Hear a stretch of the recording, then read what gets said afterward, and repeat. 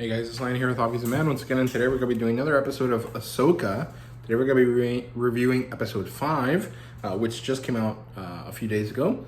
And this was a really good episode, actually my favorite episode so far. As you know, someone that grew up with the prequels and with Clone Wars, this was immensely satisfying to watch. But it also marks a very important turn for the character as well, which I think was something that maybe should have happened earlier, because we do get to see Ahsoka finally break from this like super hyper stoic vibe, and the fact that it took so long maybe might hinder the show, right? So either way, let's get into it. So it starts with Hera and Jason is Hera's son through Kanan Jarrus. And they're looking at the henge, the place where they were. They're looking around it.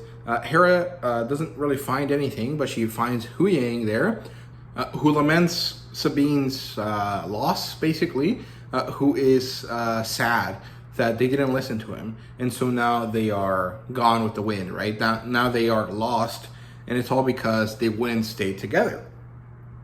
I found this character to be very appealing out of all of them so far. With all of the stoicism that we've seen, Huyang has been the most enjoyable to watch, and he had a really great delivery here.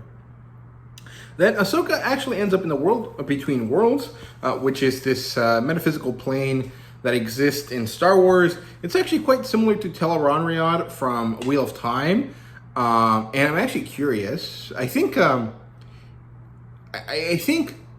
world between worlds was developed between Filoni and George Lucas, and it was something that George Lucas wanted to talk about in his original version of episodes 7 through 9, but I wouldn't be surprised if Dave Filoni is secretly like a Wheel of Time guy, and he took some elements from that into the world between worlds, because it allows people to create scenarios through this metaphysical plane that to me felt very, very similar. So I liked it. And she ends up talking to Anakin. And so in this episode, Anakin looks much better than he did previously. I can't even tell that he's being de-aged, but he clearly does look younger than he does like a real person, right? So that's pretty cool. And it's basically time for a new lesson, possibly the last lesson that Ahsoka will ever need from Anakin. And it's one that's rather important.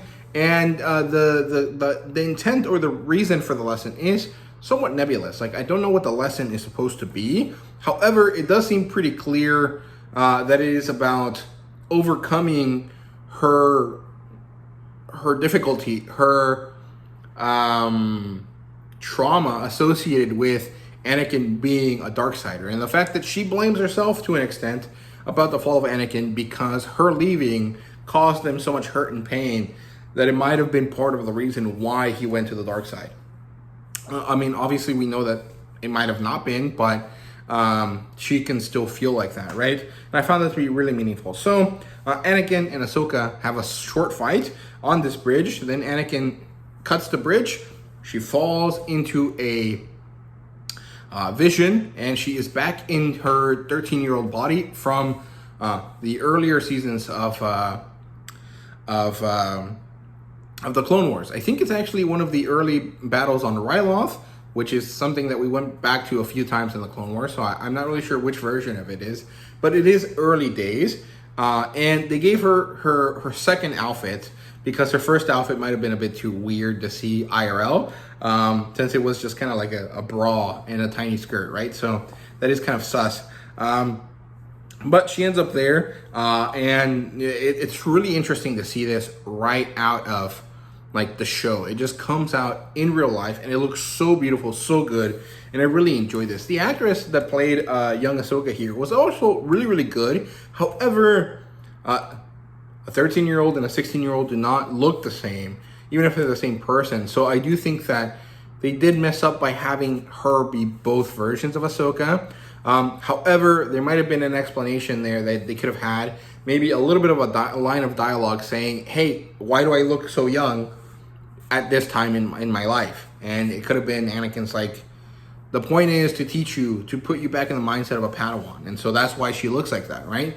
Even if she's wearing her timeline accurate outfit, but it's very good. The second vision here is the Siege of Mandalore, and it looked great. And then we have more battle between the two of them, and then a conversation about legacy, and then the confrontation of the reality of Anakin's fall and what it means for Ahsoka. They talk about the fact that Ahsoka comes from a very distinct line of Jedi who we clearly know have had situations and things leading to them falling to the dark side, with Dooku and then with Anakin specifically. But, Qui-Gon Jinn was not necessarily super light-sided either. As far as I understand it, he was very, neutral. He wasn't necessarily super light-sided or super, dark-sided either, because obviously he wasn't. And then Yoda, of course, also had a lot of difficulty with his darkness, which we see in one of the Clone Wars arcs where he learns how to be a ghost Jedi, right? So that stuff is good. I like that. And directly, Ahsoka's dealing with the fact that her legacy is the fall of the Jedi Order because Anakin was her master directly, right? And so she has to come to terms with that. She has a moment where she's able to strike him down, and she chooses not to because she decides not to go into the darkness. And so her legacy is ultimately about staying in the light even through the most difficult times. And I really like that. I think that was good. And it was beautiful. And she returns to the real world. She is picked up by Hera and Carson and the Mandalorian actor, the one that's actually in the suit. And she is healed, and she dons her white outfit, and she's actually cracking jokes and having fun. And it seems like she has reached a level of serenity that is true and real and allows her to feel emotions beyond this forced stoicism, this negative stoicism that she had before. So I really like that. I think they did a great job with this. So that's basically the meat and potatoes of the episode. But the other stuff is that Carson and Hera have to deal with the fact that the fleet is coming to pick them up, and actually Hera might be forced to retire from the New Republic's army. And there's difficulty here because the New Republic is supposed to be immensely stupid so that they can all get killed in the sequel trilogy, which again sucks, but it is what it is, right? So yeah, and then Hera and Ahsoka manage to find a way to figure out what to do, because apparently Ahsoka has psychometry now, which I'm pretty sure is supposed to be an innate born skill, the same way that beast talk is. But I don't think they ever made that clear in the shows, so there can be different rules here. But my understanding of it is that there's like the Jedi arts that everyone can learn, and then certain Jedi, for whatever reason, have specific traits that they can use. Quinlan Vos and Cal Kestis have psychometry. Ahsoka, Ezra, and Anakin have beast talk, or communication with animals. Then there's other things. I can't remember what it was. There's like some sort of force healing, and then there's visions, and then there's stuff like that are all kind of different for different people. And the fact that Ahsoka somehow happens to have all of them is a bit weird, because Ahsoka's not a chosen one. If Anakin has all of the abilities, it makes sense, because Anakin is like the Force turned into a human, right? Like, it makes sense for him to have these. But Ahsoka doesn't. However, her ability for psychometry seems to be a lot lower than others, so that works. I think it's fine. But I don't like it that much. And her beast talk is actually not that good either, so maybe there is a certain level of nerfing happening to her ability, so that, yes, you can have all of these, but they're not going to be as good as someone that naturally has them, so it's fine. I don't know how they decided to make that work, but it works out well. She uses the psychometry on this object, which looks too clean for a lightsaber. Like, the way that Balin, mashed the thing up, it feels like it should have a giant hole in the middle and then have like a cut on the side. So there should be more of a Pokeball shape almost. Like, I don't know, like this kind of like half circle and then a straight cut line. But doesn't really matter, I guess. I don't know.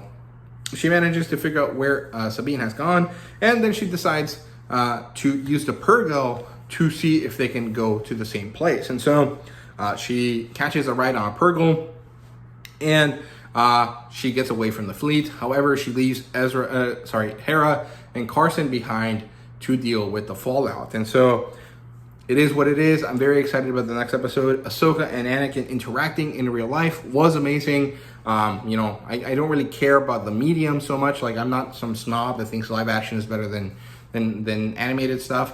But ultimately, there is something much more tangible about live action that makes things feel more real, obviously, because they look like you're looking at real people, right? But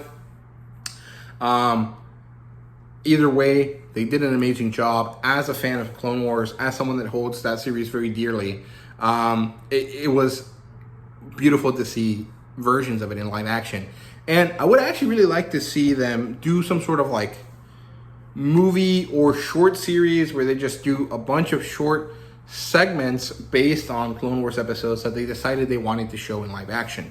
And if you want to recast Hayden Christensen, maybe do Yasha Stradowski, the guy that plays Rand in The Wheel of Time. He has the same vibe as him. He doesn't have the same build. I think Hayden Christensen is a little bit much more lean looking, and Joshua is a little bit more bulky, but he does have that vibe and that style, and they both look so similar in my mind that I think they could do a really good job with that. And you might be able to see them interacting as different versions of him if they did a What If series or something like that. But I don't know. I think a short set of like 15-minute videos or something, or like 15-minute episodes, just like making certain clips from the Clone Wars into live action would be really, really cool.